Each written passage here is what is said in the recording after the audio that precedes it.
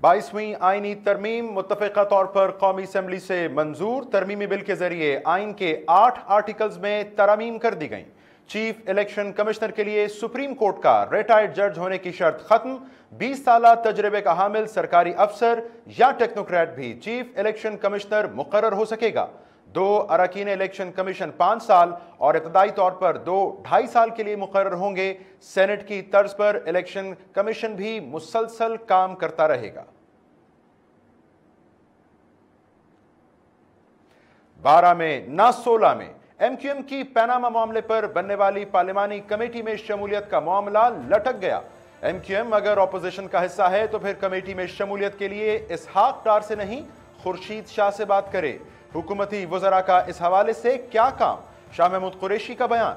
मामले पर मजीद गौर कल अपोजिशन के इजलास में होगा।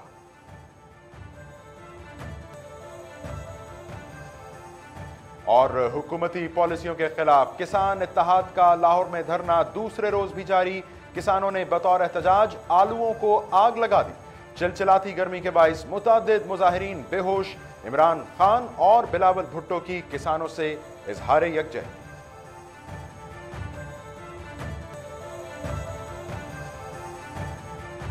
अस्सलाम वालेकुम नाज़रीन, प्रोग्राम इन फोकस में खुश आमदीद। मैं हूं जवाद अहमद सिद्दीकी। आज की अहम और बड़ी खबर, कौमी असम्बली ने आइन में 22वीं तरमीम का बिल मुत्तफ़िक़ा तौर पर मंजूर कर लिया है। बुनियादी तौर पर नाज़रीन, ये तरमीम चीफ इलेक्शन कमिश्नर और अरकान इलेक्शन कमीशन के तकर्रुर और अहलियत के दायरा कार का तयन करती है और जो इसकी चीदा शराइत हैं, निकात हैं, उससे आपको हम आगाह करते चलें। अब चीफ इलेक्शन कमिश्नर के लिए सुप्रीम कोर्ट का रिटायर्ड जज होने की शर्त खत्म कर दी गई है।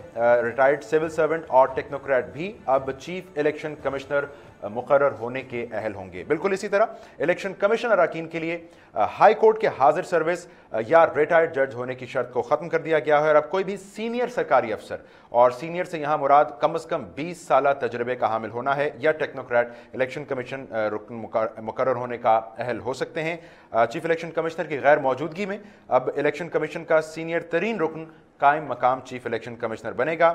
और इब्तदाई तौर पर यह भी तय हुआ है कि इलेक्शन कमीशन के 2 अरकान 5 साल और 2 अरकान ढाई साल के लिए मुकर्रर होंगे। इनकी उम्रों का भी तयन कर दिया गया है। चीफ इलेक्शन की उम्र की हद अब 68 साल, इसी तरह इलेक्शन कमीशन के जो अरकान हैं उनकी उम्र 65 साल होगी। ये याद रहे, जो मौजूदा अरकान इलेक्शन कमीशन हैं उनकी मुद्दत मुलाजमत, मुद्दत तैनाती अगले माह पूरी हो रही थी। सो बुनियादी तौर पर सवाल यह है नाज़रीन कि चीफ इलेक्शन कमिश्नर और सूबाई इलेक्शन कमिश्नर की अहलियत का दायरा कार वसी करने से, तब्दील करने से क्या इलेक्शन कमीशन अब एक खुद मुख्तार और आज़ाद इदारा बन जाएगा?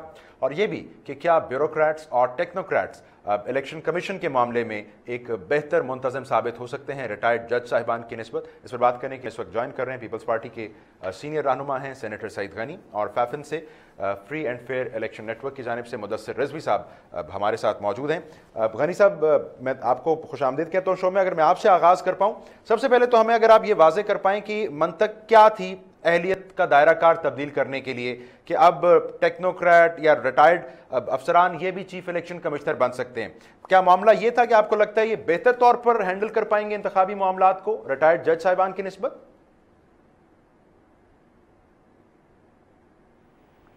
देखें, एक तो ये है कि जब आप सिर्फ जजेस तक अपने आप को महदूद कर लें तो आपका जो सिलेक्शन का दायरा इख्तियार होता है वो बहुत लिमिटेड सा होता है और आप उसमें जजेस के अलावा किसी और को तलाश नहीं कर सकते।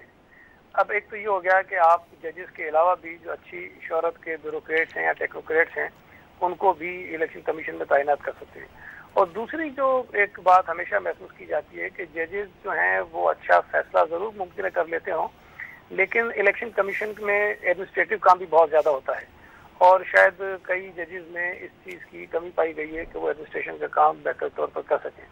तो ये बुनियादी इसका सबब बना है। और 2013 के इलेक्शन भी देखें या उससे पहले भी जो इंतखाबात हुए हैं, आम तौर पर इलेक्शन कमीशन में जजेस ही तैनात रहे हैं, लेकिन हर इलेक्शन में काफ़ी एतराज़ात उठे हैं। तो ये जो माजी का तजर्बा था उससे कुछ सीखा है, कुछ शायद उसको बेहतर करने की कोशिश की गई है और उम्मीद हमें अच्छी रखनी चाहिए कि अल्लाह करे कि आइंदा जो इलेक्शन हैं वो बेहतर हो जाएँ और इलेक्शन कमीशन की जो कोताहियाँ खराबियाँ हमें माजी में नजर आई हैं उसमें कोई कमी आ सके। एक अच्छी नीयत से किया गया और इसमें आपको ये इस तरह भी नजर आ रहा होगा कि किसी जमात ने इसकी मुखालफत नहीं की। متفقہ طور پر منظور ہوا. درست. غنی صاحب ساتھ رہی. مدثر رضوی صاحب, فیفن کا رد عمل کیا ہے اس ترمیم کے حوالے سے؟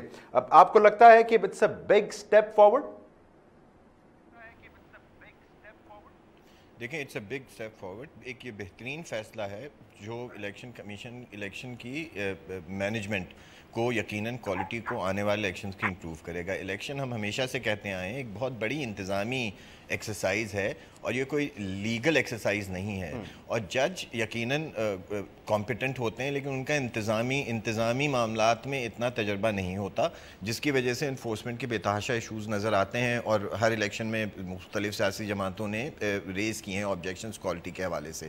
یہ جو ریٹائرڈ بیوروکریٹس یا ٹیکنوکریٹس جو لے کر آتے ہیں, جن کی اچھی شہرت ہو, جن کا تجربہ ہو انتظامی معاملات میں, وہ یقیناً بہتر طریقے سے ایگزیکٹو کیونکہ اسسٹ کر رہی ہوتی ہے الیکشن کمیشن کو الیکشن ڈے کے دن اور اس سے پہلے, تو میرے خیال میں وہ بہتر طریقے سے مینیج کر سکتے ہیں, وہ بہتر طریقے سے ایگزیکٹو کے معاملات کو سمجھتے ہیں اور بہتر طریقے سے اس کو کنٹرول کیا جا سکتا ہے. تو یقیناً یہ ایک بہت اچھا فیصلہ ہے, لیکن اس کو تھوڑا سا ہمیں آرٹیکل 220 کو کمیٹی نے چھوڑ دیا ہے.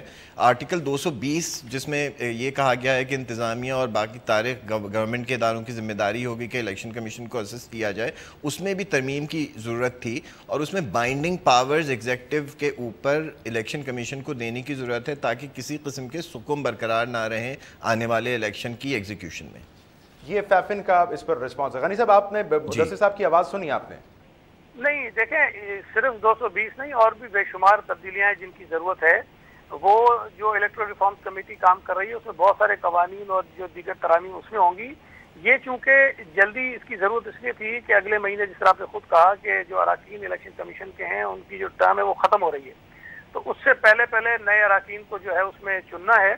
تو اس وجہ سے اس میں جلدی تھی, اور اس وقت جو تبدیلی کی گئی ہے وہ صرف الیکشن کمیشن کے جو اراکین کی تعیناتی ہے اس کو صرف دیکھا گیا ہے. باقی جو چیزیں ہیں جس طرح مدثر صاحب نے کہا ہے, اس کے علاوہ بہت ساری تبدیلیاں ابھی ہونی ہیں اور وہ چلتی رہیں گی, شاید اگلے 2018 کے انتخابات سے پہلے وہ ساری ہو جائیں گی. سو یہ تجویز زیر غور ہے کہ دیگر ادارے الیکشن کمیشن کو صرف اسسٹ نہ کریں, الیکشن کمیشن کو ان کے اوپر ایک بائنڈنگ پاور بھی دے دی جائے. یہ آئندہ آنے والی ممکنہ ترامیم میں ہو سکتا ہے. بہت بڑی تبدیلیاں ہونے والی ہیں آگے. جو الیکٹرل ریفارمز کمیٹی کی جو ایک رپورٹ آئے گی اس کی روشنی میں بہت ساری ترامیم ہونی. ٹھیک ہے.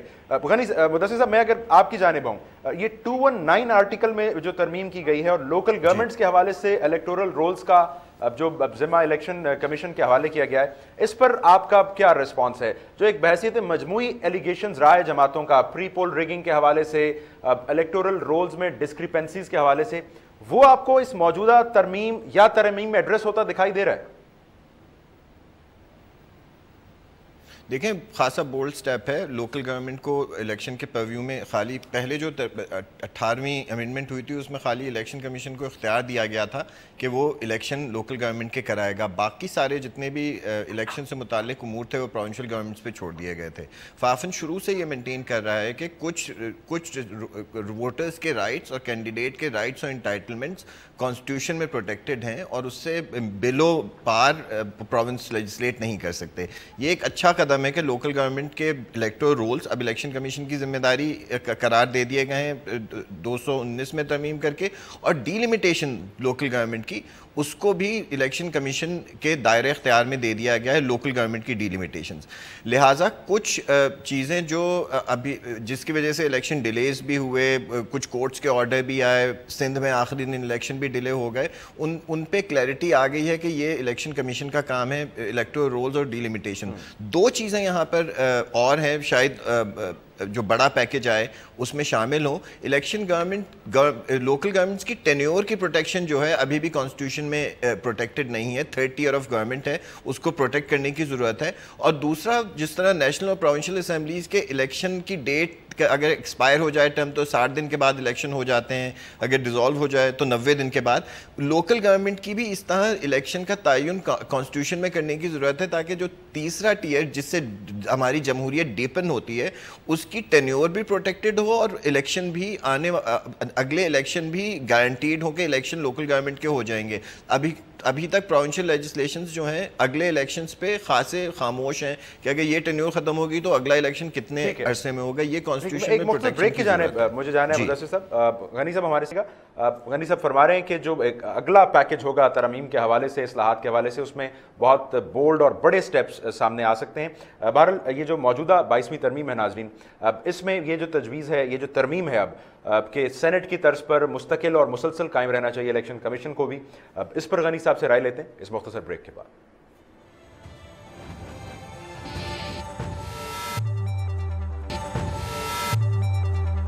ویلکم بیک ناظرین, ہم 22ویں آئینی ترمیم کے حوالے سے بات کر رہے ہیں. پیپلز پارٹی کے سینئر رہنما سینیٹر سعید غنی اور free and fair election network کے مدثر رضوی صاحب سے. غنی صاحب اگر یہ آپ تھوڑا سا ہمیں سمجھا پائیں کہ یہ جو ابتدائی طور پر رکھا گیا ہے کہ الیکشن کمیشن کے اراکین 2-2.5 سال کے عرصے میں ریٹائر ہو جائیں گے, 2 کی مدت اس سے زیادہ ہوگی, اس سے کیا انشور کیا جائے گا؟ یہ مدت یوں بظاہر لگ رہا ہے وہ سینٹ کی طرز پر اس کو لے کر جایا گیا, تو یہ ضروری کیوں تھا؟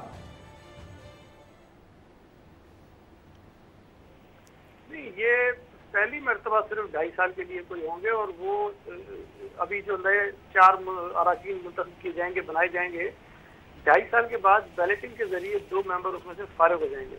تو اس کے بعد جو دوسرے منتخب ہو کر آئیں گے یا جو الیکٹ ہوں گے, سلیکٹ ہوں گے, وہ اگلے 5 سال کے لیے. تو ایک سائیکل بن جائے گی, اور یہ صرف پہلی مرتبہ یہ ہوگا کہ کوئی ممبر 2.5 سال رہے گا, لیکن اس کے بعد یہ 5 سال کا ایک پورا سائیکل ہوگا جو چلتا رہے گا. جس طرح سینٹ میں ہر 6 سال کا ہوتا ہے, لیکن ہر 3 سال بعد ایک الیکشن ہوتا ہے. تو اس طرح سے اس لیے کیا گیا ہے کہ کسی بھی لمحے الیکشن کمیشن جو ہے وہ ختم نہ ہو اور وہ برقرار رہے. یہ تھوڑا سا اگر ہمیں بتا پائیں کہ اس سے اوور آل ورکنگ پر کیا فرق پڑے گا الیکشن کمیشن کی, یہ اس کی صحت کے لیے کیوں ضروری تھا؟ نہیں دیکھیں, ابھی جیسے اگلے مہینے 4 ممبران جو ہیں وہ فارغ ہو جائیں گے, تو کسی وجہ سے ممکن ہے اگر اس میں تاخیر ہو جائے تو پھر یہ ہوتا ہے کہ الیکشن کمیشن بالکل سرے سے ختم ہو جاتا ہے. لیکن اگر اس کا آپ سائیکل بنا دیں گے کہ 2 ممبر اس کے ہر صورت میں ہر وقت رہیں گے, تو اس کی جو ایگزسٹنس ہے وہ موجود رہے گی. اور یہ شاید ایک نیا آئیڈیا تھا اور اس کو کیا گیا, لیکن میں سمجھتا ہوں کہ بہتر تجویز تھی جس کی طرف سے جائے. ٹھیک ہے مدثر صاحب, اس پر آپ اگر اپنی رائے دینا چاہیں ضرور ایڈ کیجیے گا, لیکن یہ بتائیے کہ اگر سابق اعلیٰ سرکاری افسران یا ٹیکنوکریٹس کو اب الیکشن کمشنر یا اراکین الیکشن کمیشن بنانے کی اہلیت دے دی گئی ہے, اس کے اوپر وہ جو کشمکش ہوتی ہے دونوں جانب سے, سیاسی انفلوئنس, میری مرضی کا افسر, اس کا امکان کتنا بڑھ جائے گا؟ آپ کو لگتا ہے کہ یہ ایک بے جا خطرہ ہے؟ دیکھیں, اس میں پارلیمنٹری کمیٹی کا ایک چیک موجود ہے. جو طریقہ کار ہے یہ نہ حکومت کے اختیار میں ہے, نہ اپوزیشن کے اختیار میں ہے, نہ پارلیمنٹ کے اختیار میں. ایک اس کا بڑا کنسنسس ڈیولپ کر کے اپوائنٹمنٹ کا طریقہ کار ہے جو خاصے سیف گارڈز پرووائڈ کر دیتا ہے. یعنی پرائم منسٹر اور اپوزیشن لیڈر ڈسکس کرتے ہیں, 3 اگر ایگریمنٹ ہو جاتا ہے تو 3 لوگوں کے نام وہ پارلیمنٹری کمیٹی کو بھیج دیتے ہیں, جس میں اپوزیشن کی پارٹیز بھی بیٹھی ہیں, گورنمنٹ کی پارٹیز بھی بیٹھی ہیں, اور سینٹ کی بھی 1/3 ممبرشپ اس میں موجود ہے. اس میں سے پھر کمیٹی کی مرضی ہے ایک چیف الیکشن کمشنر کا اپوائنٹ کر دے.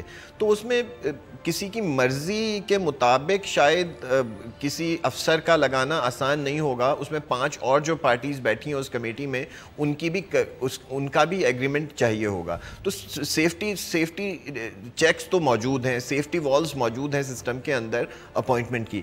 لیکن اور پھر اس کا کرائٹیریا خاصا مشکل کر دیا گیا ہے. جو غنی صاحب کہہ رہے تھے کہ زیادہ لوگوں میں سے سلیکٹ کیا جا سکتا ہے, لیکن جو گورنمنٹ آفیسرز ہیں ان کے لیے اس میں بڑی اس میں ریسٹرکشن لگا دی گئی ہے کہ 22 گریڈ یا اس سے اوپر کا افسر ہو. تو 22 گریڈ یا اس سے اوپر کے افسر 100 کی تعداد میں نہیں ہوں گے, کم ہی ہوں گے, اور ایک خاص قسم کی ان کا کیریئر ٹینیور اچیومنٹ اس کے مطابق پھر اپوائنٹمنٹ ہوگی. لہٰذا ہمارا یہ خیال ہے کہ ایک سیفٹی والو موجود ہے کہ مرضی کے مطابق شاید حکومت اور اپوزیشن لیڈر لوگ ہائر نہ کر سکیں. اس میں ایک سلیکشن کا پروسیس موجود ہے, اور وہ ایک کمیٹی اگر فعال طریقے سے کام کرے تو صرف مناسب ہی لوگ الیکشن کمیشن کا ممبر اور چیف الیکشن کمشنر بن سکتے ہیں. فیر انف. غنی صاحب, جیسا کہ آپ خود فرما رہے ہیں کہ اور ہم نے بات بھی کی ابتدا میں کہ جو اس وقت موجودہ اراکین الیکشن کمیشن ہیں, اگلے ماہ ان کی مدت ملازمت پوری ہو جائے گی. سو یہ ترمیم بنیادی طور پر ایڈریس کر رہی ہے ان کی تعیناتی اور اہلیت کا طریقہ کار. سو ہم یہ اخذ تو کریں کہ اس وقت الیکشن کمیشن 22ویں ترمیم کے بعد ایک مکمل آزاد خود مختار ادارہ نہیں بنا ہے، اس کے لیے دیگر انتخابی اصلاحات ضروری ہیں، ان کو انکارپوریٹ کرنا پڑے گا پہلے.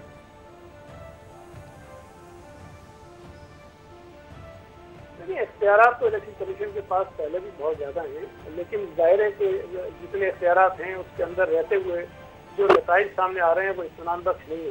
تقریباً تمام ہی سیاسی جماعتوں کو اس پر اعتراض ہے.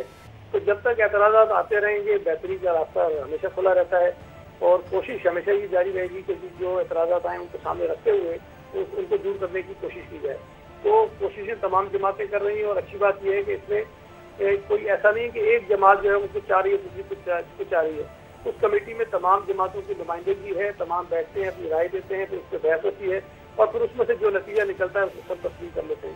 تو کوشش تو تمام جماعتیں کر رہی ہیں کہ ایسا ہو جائے، اور ہمیں امید اچھی رکھنی چاہیے اللہ کرے کہ جو ہم سوچ رہے ہیں اسی طرح کے نتائج بھی آ جائیں.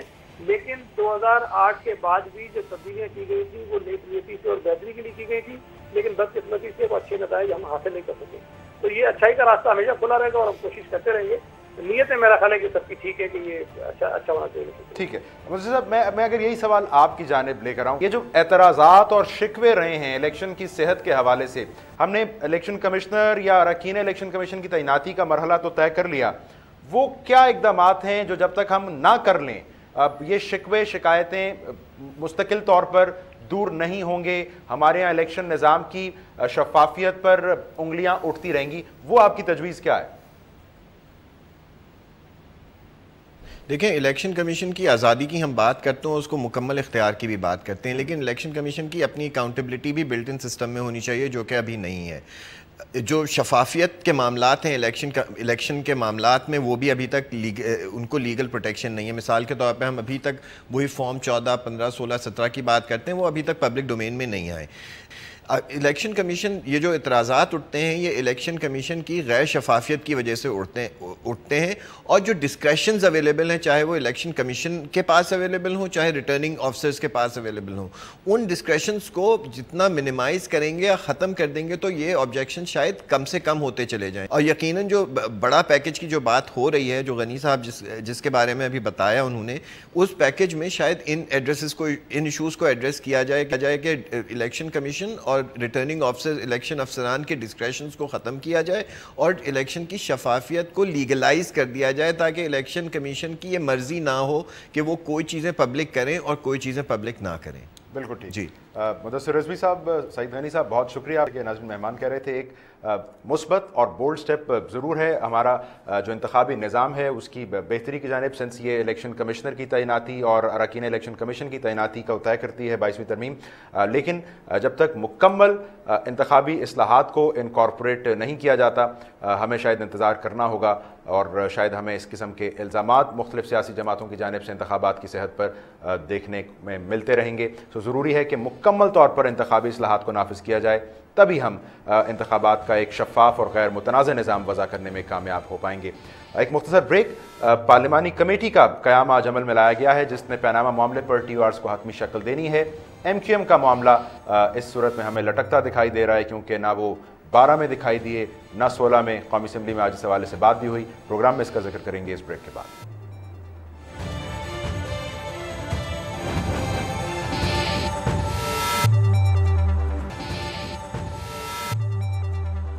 Welcome back. ناظرین، پیناما معاملے پر ٹی او آرز طے کرنے کے لیے بنائی گئی 12 رکنی پارلیمانی کمیٹی میں ایم کیو ایم ہوگی یا نہیں ہوگی تو اپوزیشن کی جانب سے ہوگی یا حکومت کی جانب سے ہوگی، اس کا تعین آج نہ ہو پایا، اور اس کی بنیادی وجہ ایم کیو ایم کے اپنے وہ حالیہ فیصلے ہیں، جس کی وجہ سے یہ کہنا پڑے گا کہ ایم کیو ایم آج ایک قومی اسمبلی میں ایمبیرسنگ پوزیشن میں ہمیں دکھائی دی.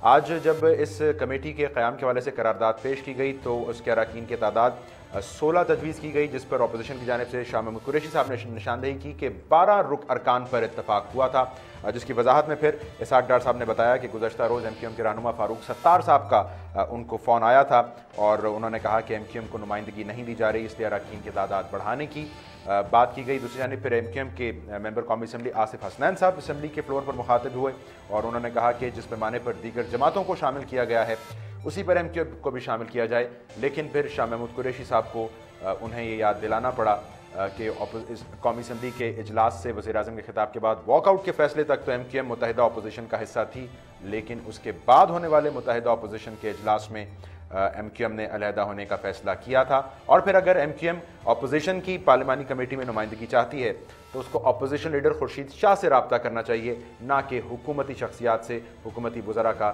اس معاملے سے کوئی تعلق نہیں ہے. سو بنیادی طور پر کیا ہم یہ سمجھیں کہ 2 کشتیوں کی سواری ایم کیو ایم کو مہنگی پڑی ہے، اور اب کیا اپوزیشن ایم کیو ایم کو اون کرے گی یا نہیں؟ ایم کیو ایم کے ممبر قومی اسمبلی صرف حسنین صاحب سے جانتے ہیں. آصف صاحب بہت شکریہ آپ کے وقت کا.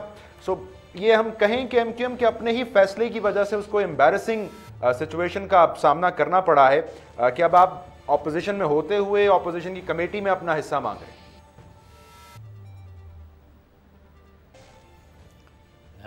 دیکھیں جی، پہلے بات تو آپ کے سوال کا میں جواب دوں گا جو آپ نے کہا کہ جی حکومت سے رابطہ کیا اور اپوزیشن سے رابطہ نہیں کیا.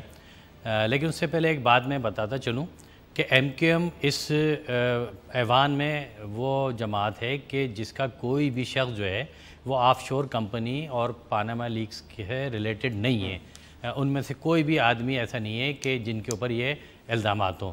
لیکن جو اپوزیشن میں بیٹھی ہوئی جماعتیں ہیں اور حکومت، ان دونوں طرف کے جو لوگ ہیں وہ آف شور کمپنیز اور پاناما لیکس کے حوالے سے ان کے اوپر صرف الزامات نہیں ہیں بلکہ وہ ساری چیزیں اب سامنے آ گئی ہیں، واضح ہو گئی ہیں. دوسری بات یہ کہ جہاں تک یہ کہا جا رہا ہے کہ جی حکومت سے، ہم نے حکومت سے رابطہ نہیں کیا. ہم نے خورشید شاہ صاحب سے بھی جو ہے وہ ملاقات کی، ہمارے ڈیلیگیشن نے، اور اسپیکر صاحب سے بھی ملاقات کی. یہ ملاقات سے پہلے آپ کو یاد ہوگا کہ جب ایک میٹنگ کل جو ہے وہ بلائی گئی اور اس میٹنگ میں اسپیکر صاحب کی طرف سے ہمیں میسج ملا تو ہم وہاں پر میٹنگ میں پہنچے، اور اس میٹنگ میں جب واحد ایم کیو ایم تھی کہ جس کی ان پٹ لی گئی اور اس نے بڑی پازیٹیو جو ہے وہ چیزیں دی گئیں، جس میں آپ نے دیکھا ہوگا کہ کک بیکس کا اور کمیشن کا سلسلہ تھا، اور پلس جو ہے وہ جو بینکوں سے رائٹ آف لون کے رائٹ آف کا سلسلہ تھا. یہ ایم کیو ایم کی طرف سے تھا. اب اس صورتحال میں کہ جب ایم کیو ایم اپنا پازیٹیو رول پلے کر رہی ہے، آپ نے اس کو میٹنگ میں بلایا، اور جب میٹنگ کے بعد جب ہم اٹھنے لگے تو یہ سوال کیا ہمارے رکن عبدالوسیم بھائی نے کہ اس کا طریقہ کار کیا ہوگا. آپ تو نے کہا نہیں، ایم کیو ایم جو ہے وہ ساتھ ہے. اب اس کو اگر ڈیفائن کریں تو جواد ایک چیز واضح ہوتی ہے کہ اس وقت اپوزیشن اور متحدہ اپوزیشن کی صورت میں ایم کیو ایم ایوان میں موجود ہے، اپوزیشن کے ساتھ ہی بیٹھی ہے. لیکن پاناما لیک کے حوالے سے جب یہ ریزرویشن سامنے آئی، سے پہلے یہ ابہام کلیئر کر دیں کہ آپ نے ماضی قریب میں متحدہ اپوزیشن سے علیحدہ ہونے کا فیصلہ کیا تھا یا صرف بیانات کی حد تک فیصلہ کیا تھا؟ ہم نے جو ہماری ریزرویشن تھی پاناما لیک کے حوالے سے، آپ کو یاد ہوگا ہم مسلسل اس کمیٹی میں تھے، اور اس کمیٹی کی تمام متحدہ اپوزیشن کی میٹنگ پاناما لیکس کے حوالے سے جو اپوزیشن نے بنائی تھی اس میں ہم شامل تھے. جب آخر میں عمران خان صاحب کی پاناما لیکس کے حوالے سے جب آف شور کمپنی سامنے آئی تو ہماری ریزرویشن سامنے آئی کہ جی جب تمام لوگ اس سارے معاملات میں انوالو ہیں تو پھر ہم کہاں کھڑے، ہم کس کو سپورٹ کر رہے ہیں، وہ ٹی او آرز ہم کس کے ساتھ مل کر بنائیں. تو ہماری بالکل ریزرویشن تھی.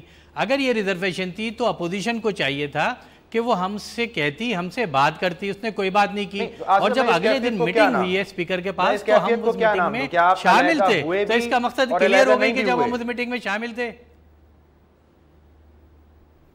نہیں، میں بالکل واضح بات کر رہا ہوں کہ ہم اس ایشو کے اوپر جب ہم نے اناؤنس کیا، ہم علیحدہ ہوئے پاناما لیک کے حوالے سے، اپوزیشن متحدہ اپوزیشن کے حوالے سے نہیں، پاناما لیک کے اس ایشو پر جو اپوزیشن نے سیٹ اپ تیار کیا تھا، جو سب کو آن بورڈ لیا تھا، ہم اس سے علیحدہ ہو گئے. اور ہم نے یہ ریزرویشن جب شو کی تو اپوزیشن کو چاہیے تھا وہ ہم سے کنسلٹ کرتے کہ بھئی یہ وجوہات کیا ہے. اس نے کوئی کنسلٹ نہیں کیا. اور اس کے بعد جب دوسرے دن میٹنگ ہوئی تو ہمیں میٹنگ میں پھر نہیں بلانا چاہیے تھا. جب ہمیں میٹنگ میں بلایا، اپوزیشن اور حکومت دونوں موجود تھی، ہم نے اپنی ساری اپنی ساری چیزیں شیئر کی اور کلیئر ہو گئی یہ بات. ریزرویشن موجود ہے تو پھر آپ اس متحدہ اپوزیشن کے ساتھ پارلیمانی کمیٹی میں کیوں بیٹھنا چاہتے ہیں؟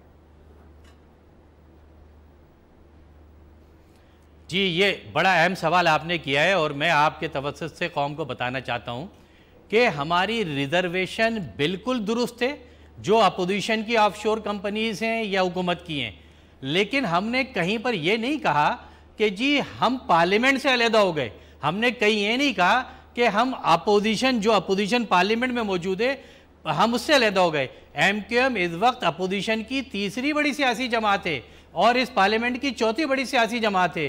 تو وہ کیا اپوزیشن سے جب علیحدہ نہیں ہوئی اور دوسرے دن آپ میٹنگ میں شامل ہوئے، اس کو آپ نے بلایا اور بلانے کے بعد جب میٹنگ میں شامل ہوا اور یہ بات کلیئر ہو گئی کہ جی اگلی میٹنگ میں ایم کیو ایم شامل ہوگی، ایم کیو ایم کا حصہ ہے، ایم کیو ایم کا رائٹ ہے اور ایم کیو ایم کی ایک حیثیت ہے، تو اس کے بعد آپ اس کو کیسے دور کر سکتے ہیں؟ اور وہ جماعت جس کا کوئی آف شور کمپنی نہیں ہے، جس کا کوئی پاناما لیکس میں اسکینڈل نہیں ہے، جس کا کوئی کرپشن میں اسکینڈل نہیں ہے، جس کی کوئی مالیاتی اسکینڈل نہیں ہے، اس جماعت کو آپ اس سے یہی وجہ تھی فاروق ستار صاحب اسحاق ڈار صاحب کو کیوں فون کر رہے تھے، جس کا حوالہ اسحاق ڈار صاحب کر رہے ہیں؟ پھر تو اپوزیشن سے ہی بات ہوگی نا آپ کی.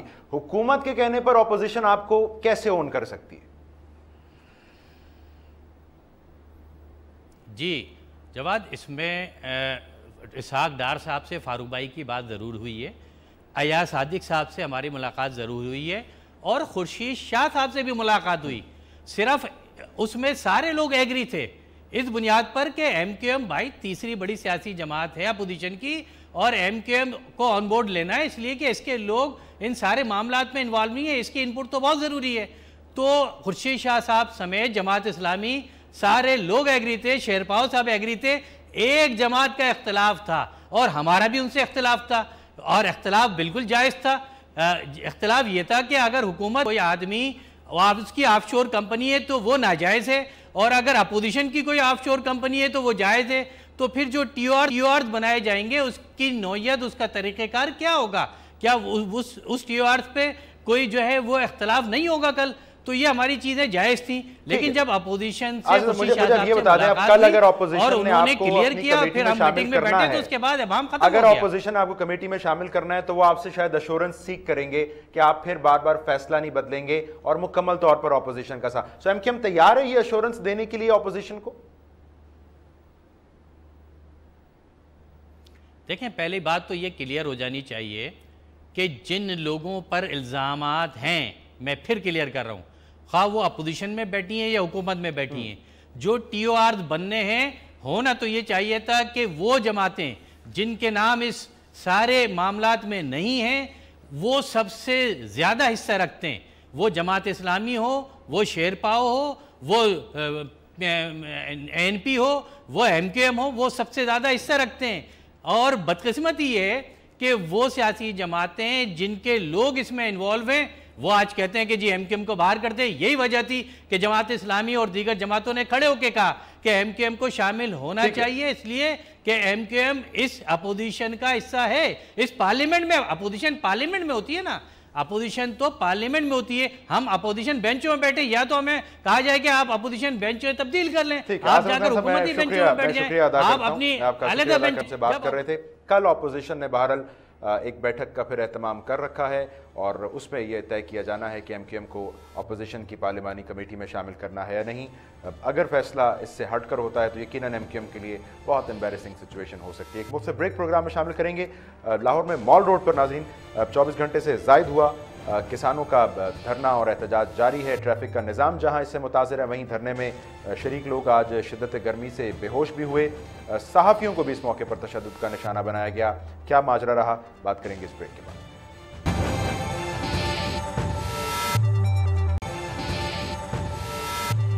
ویلکم بیک ناظرین. آج دوسرا روز ہے پنجاب لاہور میں مال روڈ پر، جہاں ایک جانب پنجاب رورل سپورٹ پروگرام کے ملازمین اپنی نوکریوں کو لاحق ممکنہ خطرات کے خلاف احتجاج کر رہے ہیں، دھرنا دیے بیٹھے ہیں. وہیں پنجاب بھر سے آئے کسان بھی یہاں پر سراپا احتجاج ہیں. آج شدت گرمی کی وجہ سے کم از کم 4 مظاہرین ایسے تھے جو بے ہوش ہو گئے. اس دوران گرمی کی شدت سے ستائے ان لوگوں نے صحافیوں کو بھی تشدد کا نشانہ بنایا. تو وجہ کیا ہے، بنیادی مطالبات کیا ہیں اس احتجاج کے پیچھے، اور حکومت کیا ارادہ رکھتی ہے ان مظاہرین کے ساتھ کرنے کا، اس پر بات کرنے نیوز کے نمائندے عمیر رانا اس وقت ہمیں جوائن کر رہے ہیں. عمیر، سب سے پہلے تو ہمیں یہ بتائیے کہ بنیادی مطالبات ان مظاہرین کے کیا ہیں کہ ان کو اس گرمی میں سڑک پر آنا پڑا ہے؟ دیکھیے دو لوگ ہیں، دو قسم کے افراد ہیں جو یہاں پر سراپا احتجاج بنے ہوئے ہیں۔ 40 گھنٹے سے زیادہ کا وقت بیت چکا ہے، جو ابھی تک اس شدید گرمی میں، کل 46 ٹمپریچر تھا اور آج 44 تھا۔ مطالبات صرف بیسک ان کے یہی ہیں، جو PRSP کے جو ورکرز یہاں پر موجود ہیں، 14 سال سے یہ اپنی ڈیوٹیاں سر انجام دے رہے ہیں، لیکن سروس اسٹرکچر آج تک ان کا موجود ہی نہیں ہے۔ اور حکومت کی جانب سے یہ کہا جا رہا ہے کہ جون میں جو ہے ان کو جتنے بھی پنجاب میں 7,500 PRSP سے منسلک افراد ہیں، سب کے سب کو فارغ کیا جا رہا ہے، کسی کو نوکریوں پر نہیں رکھا جا رہا ہے، اور سب کو صرف ایک ہی نوٹس سرو کیا گیا ہے کہ جون میں ان کی نوکریوں کو بالکل ختم کر دیا جائے گا۔ دوسری جانب کسان اتحاد کے لوگ ہیں جو پنجاب بھر سے یہاں پر موجود ہیں، ان کو بھی دوسرا دن ہو چکا ہے، لیکن ابھی تک جو گورنمنٹ کا، انتظامیہ کا ایک فرد بھی ان سے مذاکرات کے لیے یہاں پر نہیں پہنچا ہے۔ مسافروں کو پریشانی ہے، مال روڈ جو ہے چاروں اطراف سے مکمل طور پر کل سے بند ہے۔ یہ سمجھائیں، یہ کسانوں نے کل آلووں کو آگ لگا دی، یہ اس گرمی میں سڑک پر بیٹھے ہیں، حکومت ان سے آگے بات کرنے سے کترا کیوں رہی ہے؟ یا حکومت کو یہ تسلی ہے کہ گرمی کی وجہ سے یہ لوگ اٹھ کے یہاں سے چلے جائیں گے؟ حکومتی سائٹ کیا سوچ رہی ہے؟ دیکھیے شاید حکومت کو یہ تسلی ہے کیونکہ دوسرا دن ہو چکا ہے، ابھی تک کسی قسم کا کوئی بھی یہاں ان سے مذاکرات کے لیے، ان کی بات سننے تک کے لیے یہاں پر نہیں پہنچا ہے۔ کل اپنی فصل ساتھ لے کر آئے تھے، آلو ابھی بھی ان کے پاس موجود ہیں، ان کا یہی کہنا ہے کہ 3 سے 4 روپے کلو جو ہے انہیں دیا جاتا ہے۔ مڈل مین جو ہے وہ سب تمام کے تمام جو منافع ہے وہ لے کر چلے جاتے ہیں۔ حکومت جب ریٹ ان سے لیتی ہے فصل تب ریٹ اور ہوتا ہے، اور ایک ہفتے بعد ہی ریٹ ڈبل کر دیا جاتا ہے۔ بجلی کے جو خرچے ہیں وہ پورے نہیں ہوتے ہیں، سبسڈی حکومت کسی قسم کی نہیں دیتی، جو فرٹیلائزر ہیں، جو ادویات ہیں، ان کی قیمتیں بہت زیادہ ہو چکی ہیں۔ یہ وہ بیسک مطالبات ہیں جن کو لے کر یہ سراپا احتجاج ہے، لیکن انتظامیہ جو ہے بالکل تمام جو لوگ ہیں، چودھری انمن ان کو ہیڈ کر رہے ہیں، اور تقریباً 1 گھنٹہ ہو چکا ہے، وہ وزیر اعلیٰ پنجاب کے پاس اپنا وفد لے کر گئے ہیں، اپنے مطالبات لے کر گئے ہیں، لیکن ظاہری بات ہے یہ مظاہرین اب حکومتی رویے سے فرسٹریٹڈ ہیں، گرمی ایک بڑا فیکٹر ہے، صحافیوں پر تشدد انہوں نے کیا ہے، یہ اب کہتے کیا ہیں؟ اگر حکومت کان نہیں دھر رہی ان کے مطالبات پر تو یہ یہاں بیٹھنے کا ارادہ رکھتے ہیں، ڈٹے رہیں گے یہیں پر؟ دیکھیے 1 لائنر ایجنڈا ہے ان کا کہ گھروں میں بھی فاقوں پر مجبور ہو چکے ہیں یہ لوگ، ان کی فصلیں جو ہیں وہ ان کو اجرت نہیں ملتی ہے، اس لیے یہ یہاں پر موجود ہیں، اور ان کا یہی کہنا ہے کہ جب تک حکومت ان کے مطالبات تسلیم نہیں کرے گی وہ یہاں سے نہیں جانے والے ہیں۔ باقاعدہ طور پر یہاں پر کوکنگ کے انتظامات یہاں پر موجود ہیں، شیلٹر کے طور پر یہاں پر جو ہے اپنے ٹینٹس لگا لیے گئے ہیں، بستر یہاں پر موجود ہیں۔ میں شکریہ ادا کرتا ہوں کسان دوست ہونے کی دعوے دار حکومت کو یقیناً نظر ثانی کرنا ہوگی اپنی پالیسی پر، کہ لاہور کے ساہم شاہراہ پر اگر 48 گھنٹے سے زائد ہوا لوگ مظاہرہ کر رہے ہیں تو بہرحال حکومت کو ہی اس کا حل نکالنا ہے۔ دوسری جانب صحافیوں کو ان کی پیشہ ورانہ ذمہ داریوں کی ادائیگی کے دوران تشدد کا نشانہ بنانا، چاہے وہ جس جانب سے بھی ہو، بہرحال قابل مذمت ہے۔ آج کے پروگرام سے اتنا ہی، کل آپ کی خدمت میں پھر حاضر ہوں گے۔ پروگرام دیکھنے کا شکریہ۔